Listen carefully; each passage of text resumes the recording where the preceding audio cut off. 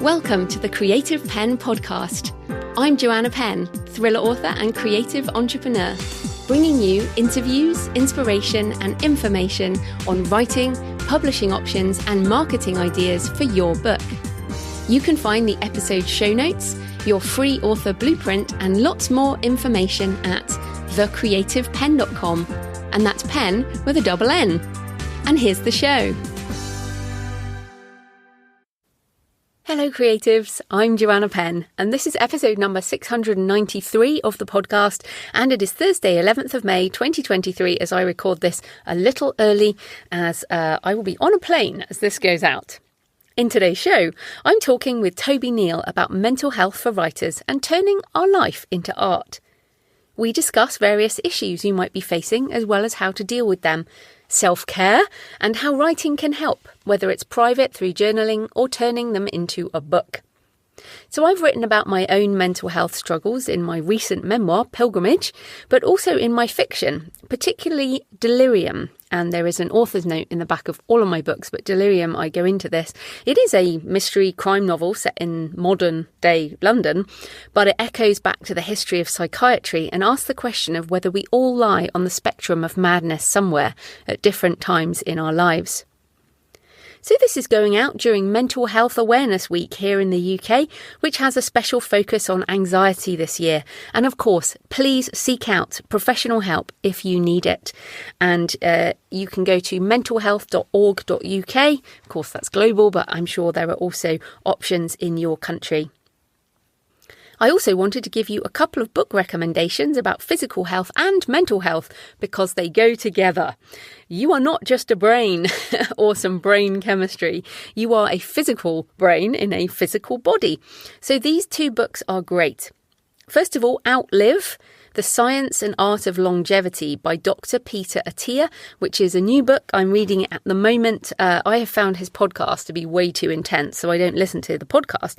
But this book is super digestible and is helping me think about how I want the next half of my life to be around physical health, mental health and all of that. It's really good. So that is Outlive by Peter Attia, Attia. And also, if you are a woman in midlife or you love someone who is, then check out Menopausing by Davina McCall, which made a huge difference to my life, and going on HRT made such a difference to my physical and my mental health. I mean, just incredible. Plus, I have a few books. Of course, I should say it's not for everyone. This is not medical advice, etc. But I wanted to recommend those two books. Plus, I have a few books that you might find useful on this topic. The Healthy Writer, co-written with Dr. Ewan Lawson. The Relaxed Author, co-written with Mark Leslie Lefebvre, and The Successful Author Mindset, which is my own book, has a lot of my own struggles in. All available everywhere you can normally get books, but also from creativepenbooks.com. If you go to thecreativepenn.com/mental health, it will go and bring up a collection that it has all of those books in all the formats.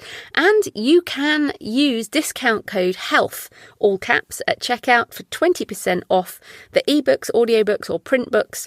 Any of them, including The Healthy Writer, The Relaxed Author and The Successful Author Mindset, also available in the Healthy Author Bundle, which has all three. And so that is, just go to, links in the show notes, or go to thecreativepenn.com/mental health and use discount code HEALTH, all caps, at checkout for 20% off. All the information is in the show notes. So in publishing and book marketing news, the Alliance of Independent Authors blog has an ultimate guide to selling print books from your website, which includes Shopify and WooCommerce.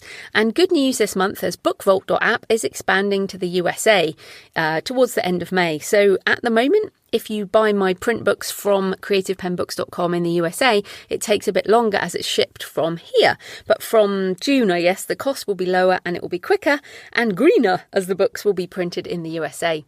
So it is still early days in the development of selling direct. I mean, obviously, people have been doing e-commerce for years, but for authors, this is reasonably new. And I'm excited to see what else emerges as more authors and publishers join in this way of selling.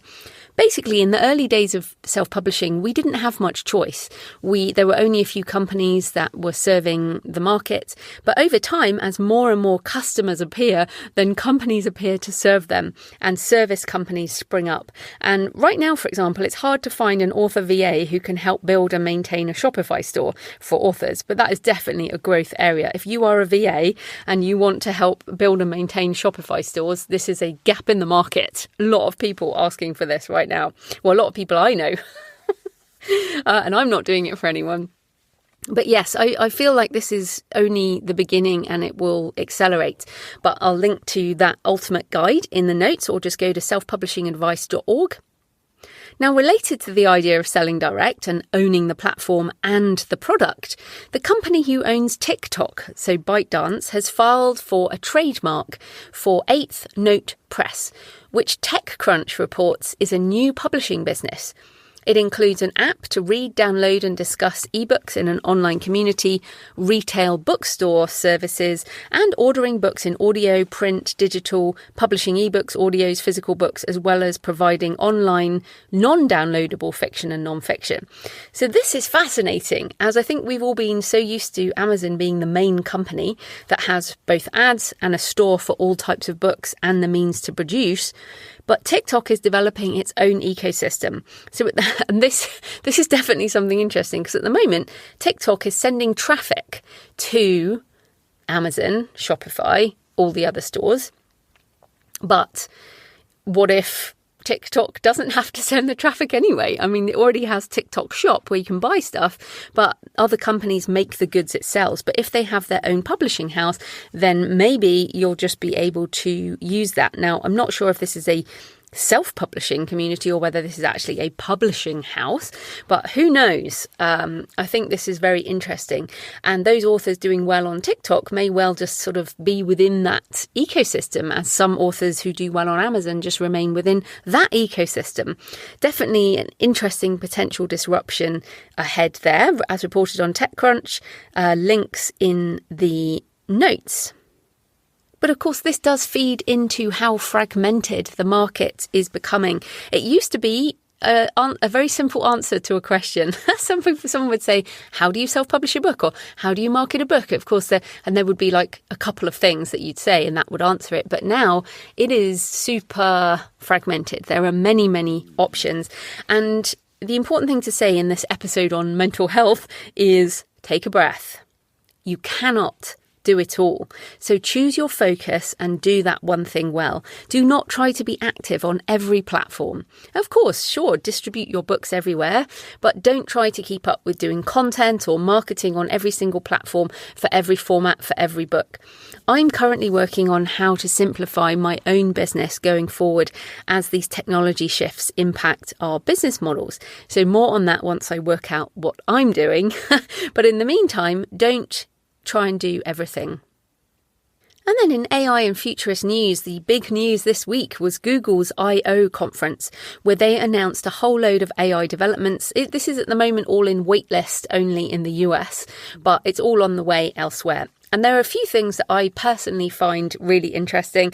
I was getting jealous of Microsoft users having Copilot and all of this type of stuff, but Google is now going to roll out all the same functionality using their language models. So, for example, help me write in Gmail and Google Docs and Duet for Google Workspace. You can prompt with the type of email you want to write and it will generate options, and it also takes into account what other conversations you've had before. That will help a lot. I would like that right now. You'll be able to create images from text in Google Slides, analyze data in Google Sheets. So again, you can basically use AI in all your office situations. If you write on Google Docs in the same way as if you write on Microsoft Word, you'll be able to use generative AI. Plus, there are some insights into what Google generative search might turn into. Again, this is just a labs project at the moment, but this is where the business model of SEO for traffic starts to get a bit shaky. And personally, I do get a lot of traffic and revenue from search as it is right now. So I am invested in how this will shake out. if you work for a company that does get revenue from search, like many freelance writers do, then pay attention to these developments. Or if you are a company yourself who makes money based on people coming to your website. So again, links in the notes on generative AI search. I've been thinking about this quite a lot because a lot of my main site, thecreativepenn.com, has people come to the site looking for specific how-to information, but that will be covered by the generated answer. For example, how to soft boil an egg would, at the moment on Google, has a load of recipe sites that bring traffic to a recipe site, but in the future, there will just be an actual usable answer generated, and then there will be other links, but why would you click a link if you can just see the answer? So we've been used to Google snippets, but this is going to be a lot more. This is a much more nuanced answer. So search traffic will inevitably reduce in its basic form, but there might well be other things that will there will always be other things. What we will have to do is shift the way we do stuff in order to see how this works. But of course, we don't know right now. There will be a lot of discussion on how this works. But I am pretty excited about it because I'm hoping it will be a lot more nuanced. So at the moment, people might search for something basic like, I want to read action adventure, or I want to read a crime novel. But what we want people to be able to do is to actually put a lot more information into their search and have a chat about what kinds of sub-niches they want to know about. So yeah, I'm really interested in how this might shake out. I know my own business model is changing, but it does not worry me because I am going to pivot and I will jump into whatever comes next. Now, I have noticed if you want to use this right now, you can use Bing. The Bing search engine you can chat with Bing and it is generative. So you can see how it works right now. And I've been using that and I have seen my behavior change pretty fast. And when I go on Google, I get annoyed because I'm like, I don't want to click through. I just want you to give me the answer. So yeah, I want to have my sort of plan in place by, I guess, the end of the summer. So August, September, I aim to know what I'm doing about all this. But in the meantime, I will keep sharing what I discover. Plus, in terms of resources, and as you think about these things, I'm enjoying the Marketing Against the Grain podcast, which is focused on how AI will impact marketing. So that's Marketing Against the Grain. And also another recommendation for Monica Leonel's Author Analyst Substack. She has a long essay this week on Did We Consent to Our Data Training Generative AI? With some very thought-provoking insights there. So yes, Monica's writing some great stuff over on Substack. So that's the Author Analyst. Again, links in the show notes. So in my personal update, I am still happily working on Catacomb, and it's definitely not faster for me working with GPT-4, but I think the book is a lot better, and I am certainly having a lot more fun in the back and forth discovery process too, which for me is like a win-win all around. I'm just loving it. You can tell I'm just having so much fun. Also, if you want to see a rare video of me talking about writing memoir and other things, check out my interview on Carol Westmore's show. It's called Write the Book Inside You. So Write the Book Inside You. And my interview is about pilgrimage. It is also on your audio podcast player, but it's also on YouTube. And Carol sprinkled lots of my photos into the video, which really brings it to life. So yeah, really happy with that. Links in the notes as ever. I'm also heading over to Auckland, New Zealand this week. It is a family trip to visit my mother-in-law. It is not the best weather in Auckland right now, or the best time of year to go, but it is a change of scene. And I'll be at some of the AI sessions at the Auckland Writers' Festival, not speaking, just attending. So come and say hi if you're there too. If you see me, do come and say hi. I'm not very scary. So thanks for all your emails and tweets and comments this week. And I am thrilled to say that the volume of AI positive comments now outweigh the negative anti-AI ones by quite a lot. And the AI assisted artisan author made a real impact. I'm so thrilled about that. This is awesome as it makes a huge difference to my desire to keep talking about this stuff. I am so encouraged that this is helping you. So I did have literally the most number of comments I think I've ever had. So I'll read just a couple of them. CJ says, "You always cut through the noise so well. Thank you for having honest discussions about the hard stuff. I enjoyed the positive, calm voice of reason you always interject in every discussion. The issue of AI is no different. You find the good, the helpful and the relevant, and then you walk away from the toxic. It is refreshing." Thank you, CJ. And yeah, I do try and stay away from toxic. Melissa commented on the interview with Dan and Michael. Thank you for an outstanding episode. I'm a huge advocate for AI tools. This episode helped clarify some questions I still had about its application and the conversation for utilising AI in publishing. These tools have so many exciting possibilities, to include making accessibility much improved for writers and readers. Indeed. And finally, Nicole said, "Here is what I'm immensely grateful for. Having listened to the Creative Penn for years now, I feel like I'm on the cutting edge of having a clue." And a Joanna tainted positive one at that. So thankful not to be on the freak out, panic, I don't know what I'm talking about bandwagon, and instead on the hopeful, happy one with you. Thank you, Nicole. And yes, this is the hopeful, happy bandwagon. So remember, you can tweet me at The Creative Penn with a double N. Send me pictures of where you're listening. Email me, joanna@thecreativepenn.com. Leave a comment on the blog or the YouTube channel. I love to hear from you. It makes this more of a conversation.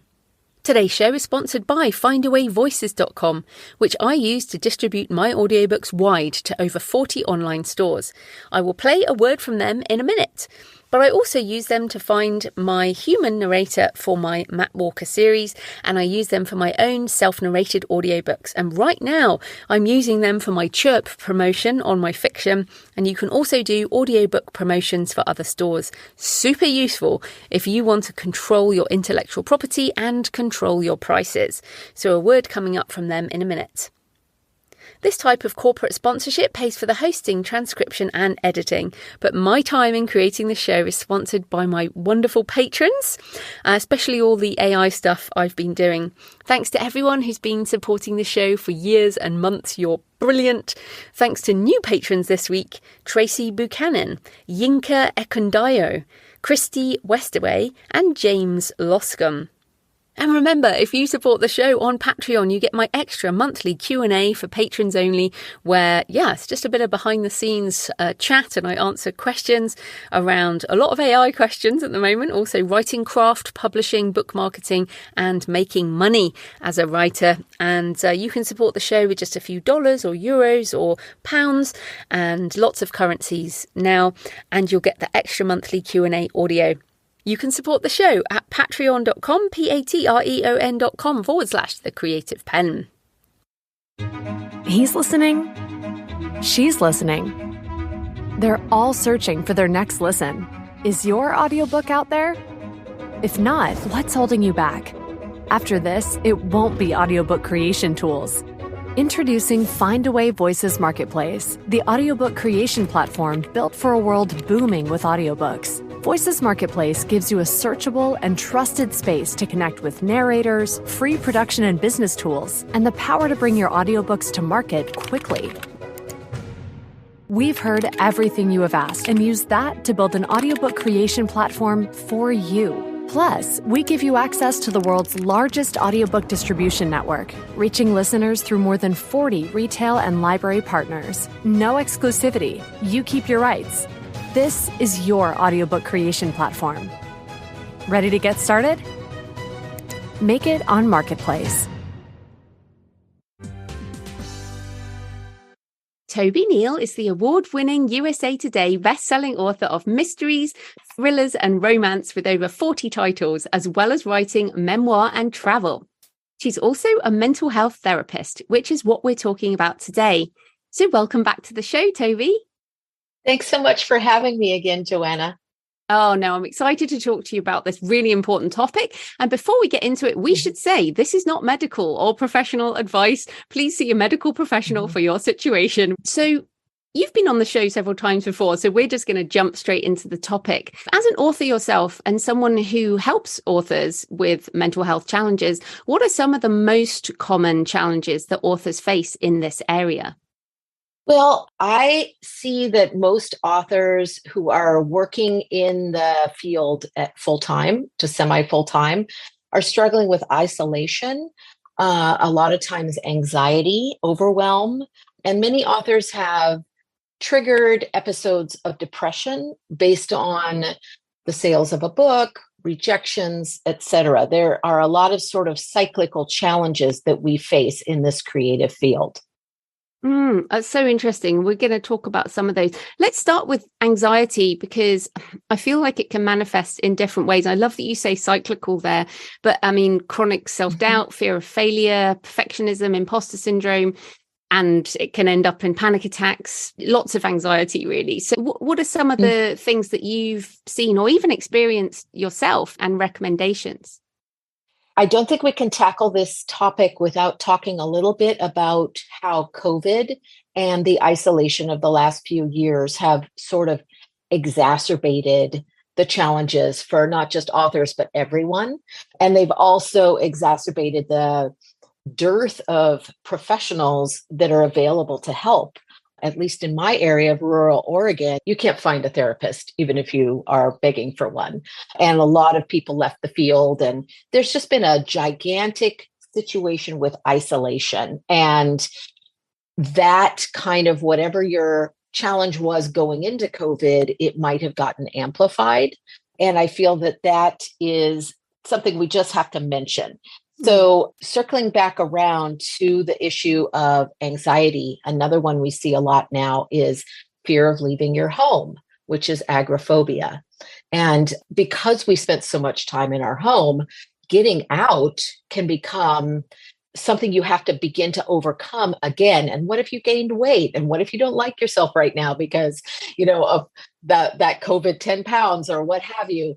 All of those things get to be, like I said, amplified by the last few years. And we're not entirely out of the woods with that. Yeah, I mean, it's interesting you mention fear of leaving home and agoraphobia. Now, I feel like anxiety and depression and many of these words we use in mental health, people are like, oh, I don't feel that. It's not that bad. Like, certainly for me, when you say agoraphobia, I'm like, no, of course I don't feel that. But equally, I had to really get back into expanding my comfort zone. That's kind of what I'm calling it, maybe a light version. And I think maybe a lot of us have light versions of these things, because we're not talking necessarily about things that need medication here. What we're talking about is things that play a part in all of our lives. So I had to actively, and I'm someone who travels, right? It's like, oh, it would be much easier to just stay at home, but I have to push myself out there. What are some ways that we can deal with some of these things, whether we call it anxiety or whether we call it stress? Stress or just, getting out of our comfort zone, what became comfortable during COVID. I kind of forgot how to put makeup on and, how to dress and basic things like that. My hair was, it's a mile long and hasn't been styled in forever. All of those things become something that you kind of have to put your big girl panties on and deal with. But I'm going to talk about a couple of tools that I feel are really helpful and easy to access for anyone.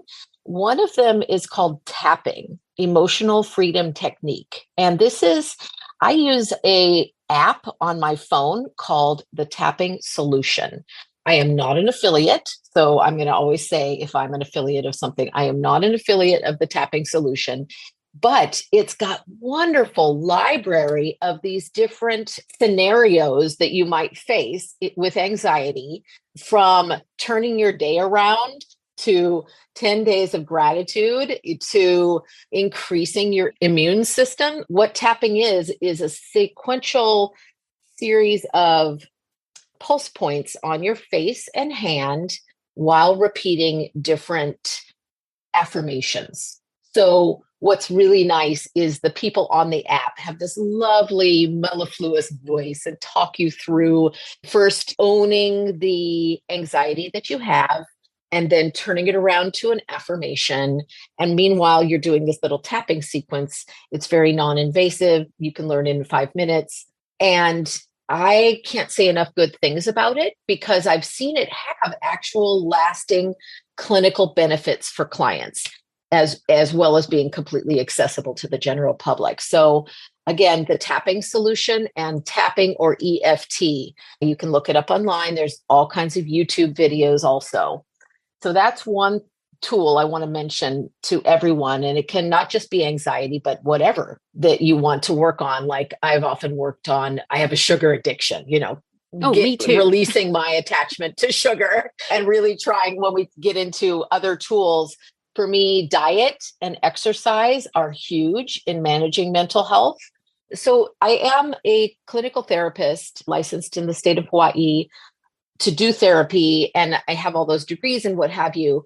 But at the core of it, I'm a person who has struggled with an abusive past, growing up in an alcoholic home, overcoming a lot of trauma, and trying to heal myself. And all of that led me to become a therapist and ultimately a writer, which was always my dream from the beginning. So that's kind of my background. So I'm not like speaking to you from a place of, oh, I have it all figured out. No, I struggle and I'm in the trenches right with you trying to use these tools.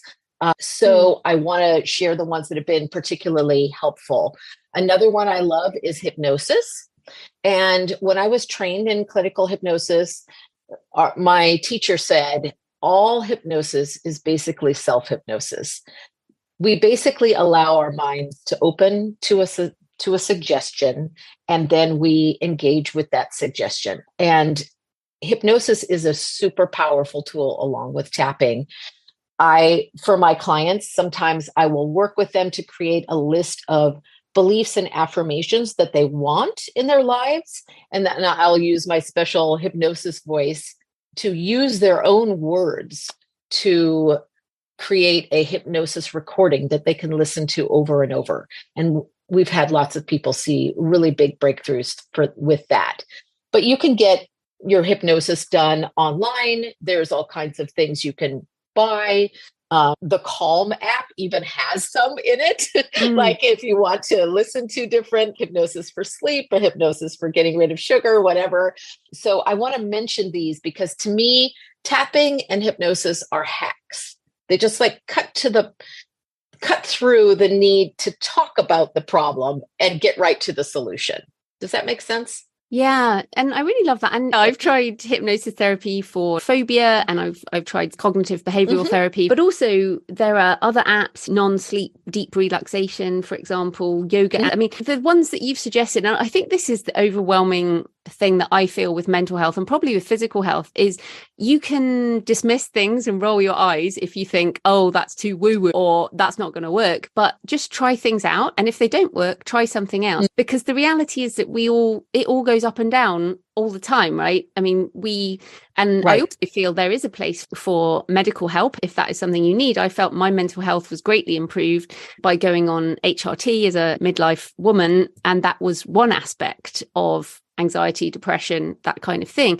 You can't just let it carry on. I think that's what I would say too. Like we have to deal with this stuff. That's right. This is our life. That's right. Isn't it? Right. It does. And what we know about mental health issues is they can start small and they build. And the mind is an amazing thing. It's plastic, it's expansive, it can be incredibly resilient, and it can also be very resistant. And it has a tendency to catastrophize and always to go to the dark side. If you look at our evolution, that it's clear that fear and anxiety was there to keep us safe. And that fear of a large dog then generalizes to cows and deer and goats and all these things because your mind is trying to keep you safe. And pretty soon you're afraid of any large animal, So that's why you need to nip it in the bud. When you see something getting out of hand, like for instance, hoarding is another thing I see a lot of after COVID. We surround ourselves with stuff and somehow think that's going to make us feel safe or like we have what we need, but it's a black hole. There's never going to be enough stuff. And the hoarding is a form of anxiety, in case people wondered. It's not a lack of willpower. It's a branch of anxiety, and many people need like a clinical intervention to A, get rid of the stuff, and B, have the wherewithal to dig into what does the stuff represent. And that can be mental stuff as well as physical things that we're collecting and surrounding ourselves with. So my advice is at this moment is if there's an area of your life that's causing you concern, don't waste time and allow it to grow and expand and generalize because that's the way the mind works. That's one of the predictable ways that phobias grow and populate. They get bigger and they get more rather than smaller, unless you do an intervention of some sort with yourself. Yeah. And that it's being aware of what's going on. So let's just a very practical thing around social media, because the internet has brought us many good things and also many bad things. And one of those things is the kind of doom scrolling that some of us get into, or the constantly checking whether that's sales figures or whether people have liked a certain post, or, you know, every day checking ad spend or all of that kind of thing. Now, you can do this in a healthy way, but also you have to be aware if you're doing it in an unhealthy way. How do you personally, as an author, deal with overwhelm of what other people think on social media? This is definitely something I struggle with. Oof. It's tough. It's tough because I'm right in the trenches with you. I have a very large platform. I have, for the most part, lovely, loyal fans. And I wish everyone could have a fan group, because my little fan group on Facebook is a place where I go, and I created rules in the fan group to make it a safe place, not just for me, but for everybody who's in it. And I basically limit my social media exposure and my news exposure. I'm very not on the grid with any of that. And I only do what I have to do to maintain my presence as an author in the areas that I see as useful. And again, everybody's going to find that to be different. For me, Facebook has been the platform where I focus most of my energy. My fan base is older. That's the platform they're on. That's the platform they're comfortable with. So finding where your readers are and creating a niche for them around that can be also really lovely for you. So when I have a down day, maybe I'll say something, I'll throw something into my group. This is so sad. I mean, I'm just like admitting my own weakness here, but I'll be like, so which character is your favorite in my series? And then I just wait for the fans to pop up with their little stories. And of course, I do a giveaway usually, just enter to get a mug and tell me which is your favorite character. And that will boost my mood and my self-esteem. And they're getting a prize and they're happy. So there's ways to harness it, but for me, it's really all about limiting everything and just keeping my phone off a lot. I have no notifications enabled whatsoever on any device. I try to control my access, but there will be the inevitable harsh review. There will be those things. Some of them penetrate my filters. And usually I'll do a giveaway to counteract that. I love that. Turning it into something positive. And yeah, I'm grateful for the Patreon supporters of this podcast. And I also have a folder in my email, which is nice fan mail folder, where if people send me emails that make my day, sometimes I'll even print them out and put them in my journal, because it feels like it's too easy to pay attention to the negativity when most people are silent. Yes. Like most people, the silent majority is not commenting at all, but we seem to remember the negative so much. I did want to ask you specifically, so a lot of your background is in Freckled, your memoir, and that book, you put a lot of your family in it, you put a lot of your struggles in it, and with your other memoir writing and your travel writing, you're putting a lot of this out there. So this a lot of people have anxiety around putting their personal stuff out there. So how have you dealt with this? Because you've also had some negativity around that memoir, haven't you? So how have you dealt with that? That's a really good question. I kind of come back to the core reason why I do it.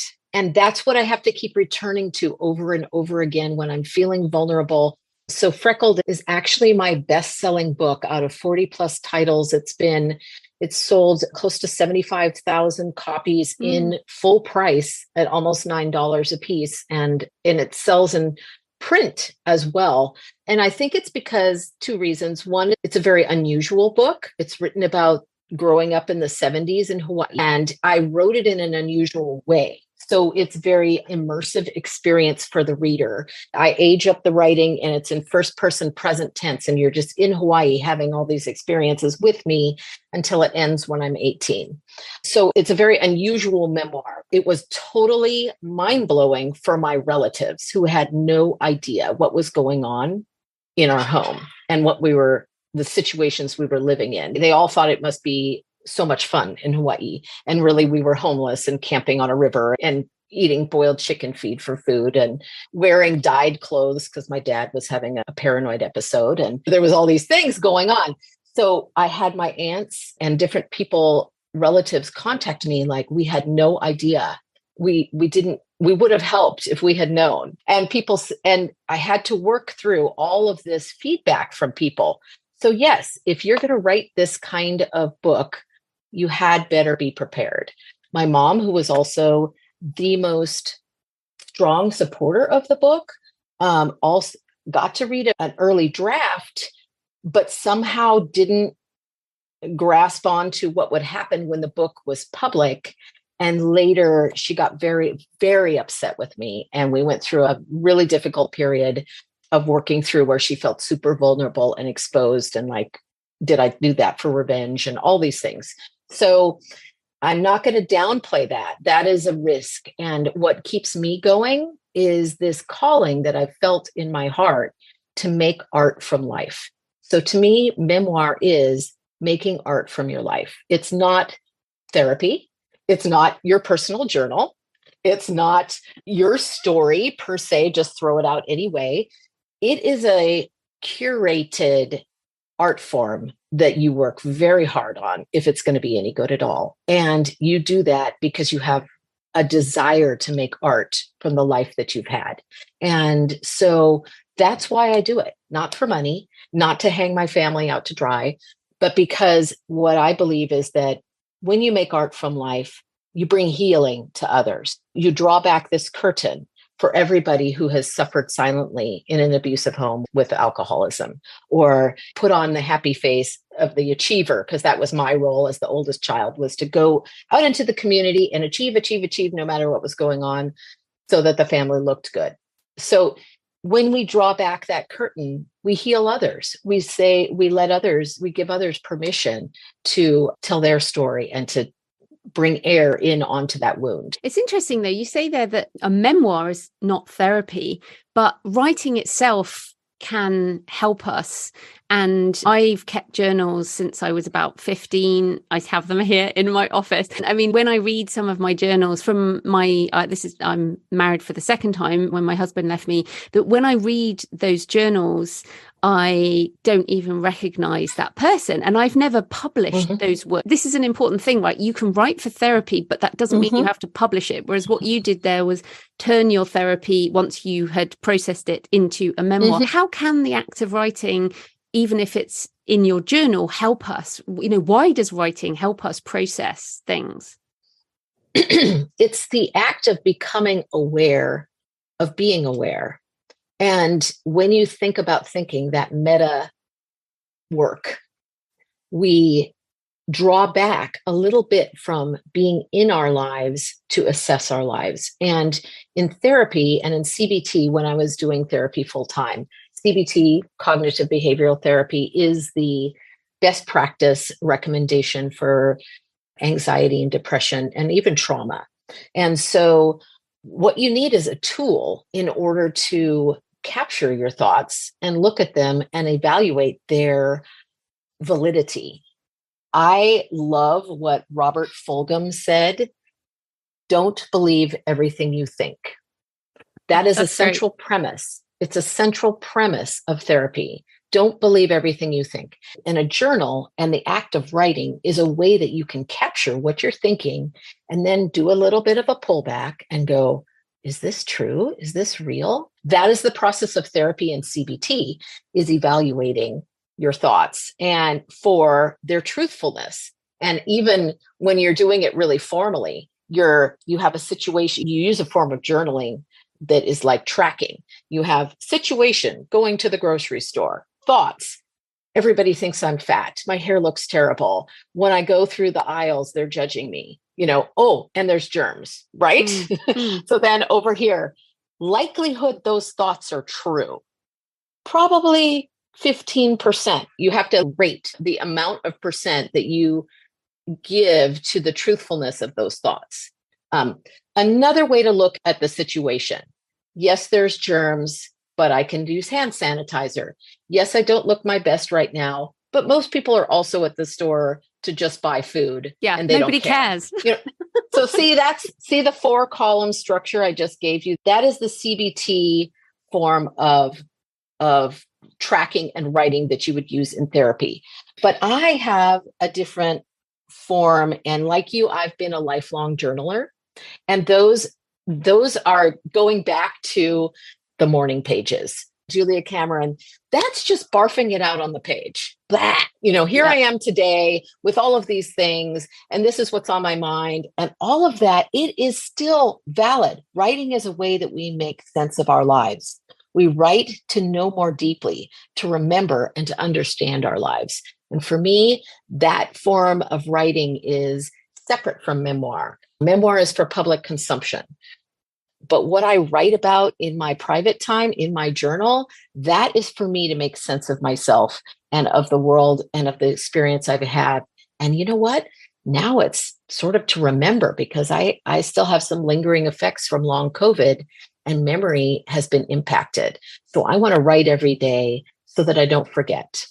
That's interesting. And yeah, the reasons why we do things change over our lives. And it's interesting. I'm more of a binge journaler. So when I was going through that divorce, there are books and books and books. Like I might have had 4 whole journals across 1 year when I was going through processing things. So I would write multiple times a day. And then when I'm going through happy periods, like at the moment, I only journal like every couple of weeks. I feel like it's almost like it builds up inside me until I feel like I really, really must go and sit in a cafe and write my journal, because I feel like that is something I need to do every now and then. And I think this is important, especially as professional writers, because there's this pressure that all the words we write are publishable, but that it's just not true, is it? Right. No, there is the garbage and luggage. We call it. When I worked for a social service agency, and when we had morning check-in with our employees, the head social worker would say, "What's your garbage?" The garbage is the blah, just get it out onto the paper and release it. The luggage is, what are we taking with us? What do we need to work through? What is an ongoing theme that we need to take action on? So I wanted to say a few words too about the ways that we need to keep going with self-care. I actually do tracking. If I could show it to you, you'd crack up. It's on the side. I call it the routine. So on the side, I've got written down 5 sun salutations, 2 by 15 kettlebells, 45-minute walk, no alcohol, no sugar, spirit time, 1,500 new words, supplements, and rest. This is all written on the side. Then I have Monday, Tuesday, Wednesday, Thursday. And every day that I achieved doing that activity, I've given myself a little sticker or a smiley face. Okay. And I don't get or if I didn't do it, I had that glass of wine. So I'm trying to cut back on alcohol. I got a little bit, I feel like it makes me fuzzy and unproductive the next day, even a small amount, but I love a nice nightcap. So it has been a rough habit to give up. I don't give myself a censure if I don't make it. I just give myself the tracking, cute little stickers. So I go and buy them online, or I buy them at stationery stores. This stuff works. Even when you're a therapist and this is behavioral reinforcement, and I know I'm giving myself behavioral reinforcement, I still get motivated by seeing a row of the cute little stickers and spending money on myself to buy the cutest ones. And I only get those when like, oh, I made it through a week of no glass of wine at the end of the day. So I highly recommend that if you're trying to build a habit, and again, these self-care activities are habits that we need to deliberately add to our lives or take away from our lives. When we take something out, we've got to put something in. So again, instead of alcohol, I substituted an expensive bubbly water with a slice of lime, which I had to go buy. And I got the experience of that special drink and so forth. If I didn't do anything, then I'm having a rougher time replacing the habit. Is that making sense? Yeah, for sure. And the sticker, I've always done sticker charts. And in fact, now I use moo.com to print my own stickers with my own meaningful images. How fun. It is Again, fun. it's bringing, that's what we need is fun. We need to treat that inner child self of ours with respect, with love, with nurture. And it is not the muse is more lured out to play than flogged with punishments. So I just really, those of us in a creative field, it is a tough thing to make a living doing creative work. It is just, whether it's painting or music or writing or any of the arts, dance, what have you, it's a rough way to make a living because you're counting on that inner child to be able to keep performing. And it can only really do that when there's a nurturing environment. And the only person who could really do that is you. So those are my little confession, is that I, quite frankly, use behavioral reinforcement on myself. When I get those words, every 500 words, I get a sticker. I've got a separate chart for that because sometimes it's rough. It's real work. It's a job, Yeah. And I think what's important too is that you have a lot of habits on that list. I mean, I also have various stickers for various things. I also have a logbook. So my journal is separate to my daily logbook. And in my logbook, I write down what I've done. So you're on my logbook for today, this discussion. And also if I'm feeling something particular or like you said, I mean, I also try and reduce my alcohol, but I really like a drink. And so if I will actively choose to drink on occasion, like if you and I were hanging out, I would hope we would have like a glass of wine, or we absolutely would. Yeah, exactly. Or if I'm going out for lunch with Jonathan, I'll have sticky toffee pudding or something like that. But so we choose the thing.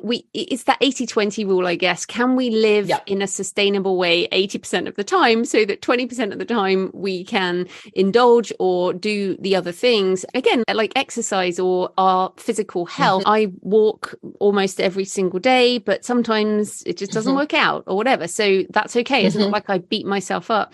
But you mentioned a nurturing environment, and obviously we have to look after ourselves first. But you and I are also very lucky, and we've chosen this life, but we have supportive partners and we have friends like you and I, but we've met each other through the community. So if people listening, if they don't have that supportive environment or author friends, how can people find a community or attract other like-minded people and have that online almost? So how can you do that if you're just starting out and don't have friendships like we have?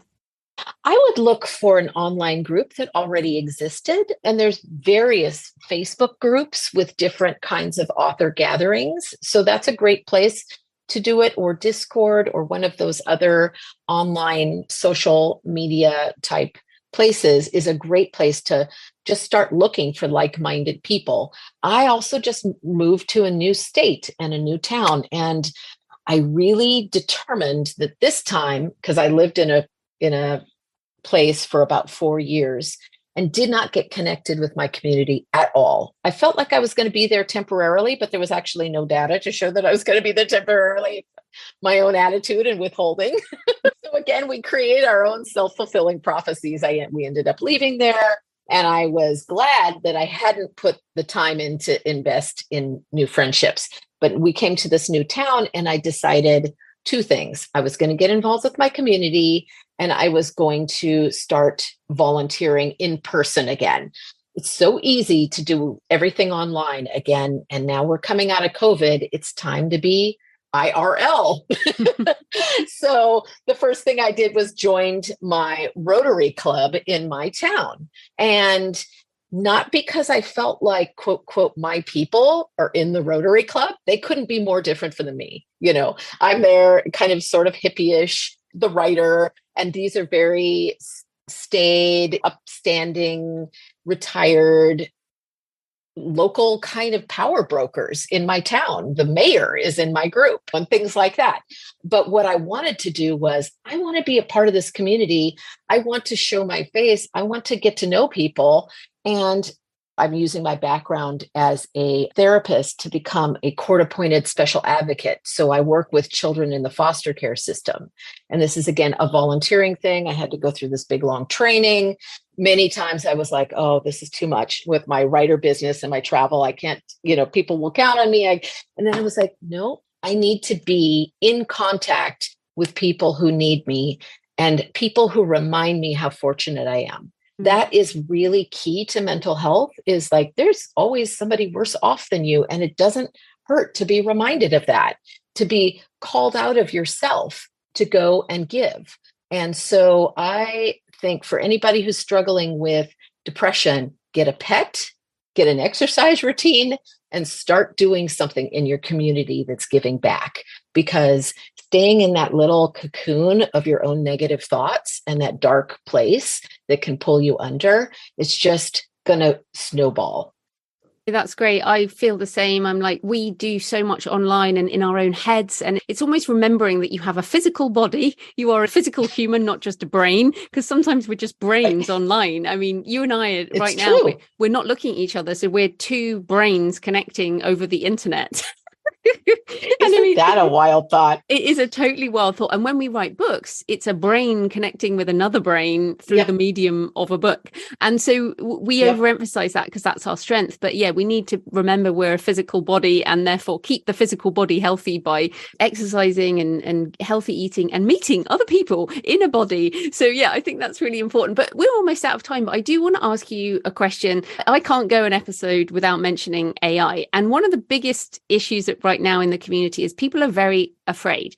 They're already burned out, overwhelmed. There's too much to learn. And now there's an anxiety about the author career and all of this changing technology. So how can we deal with, or how are you navigating the challenges? What does the career going to look like for the next decade? And I mean, you're not retired, you're still writing, you have an author business. Right. So how can we think about the future and acknowledge the fear, but also move through it? I think it's really key to get to know the thing that you're afraid of. So for me, I am exploring the AI actively. I'm checking out, I have been fooling around with PseudoWrite and got a membership with that. And I'm getting to know, what does it do? What doesn't it do? And then again, there's the Chat GPT, which also has a learning curve to it. So I think key to the fear around AI is get to know the tool before you judge. Because when we're afraid, we're reactive, we're defensive, our minds are closed, and we become prickly and anxiety builds, right? So that's one aspect. The second aspect is look at what has happened in other creative areas, such as the music industry. It's all accelerating.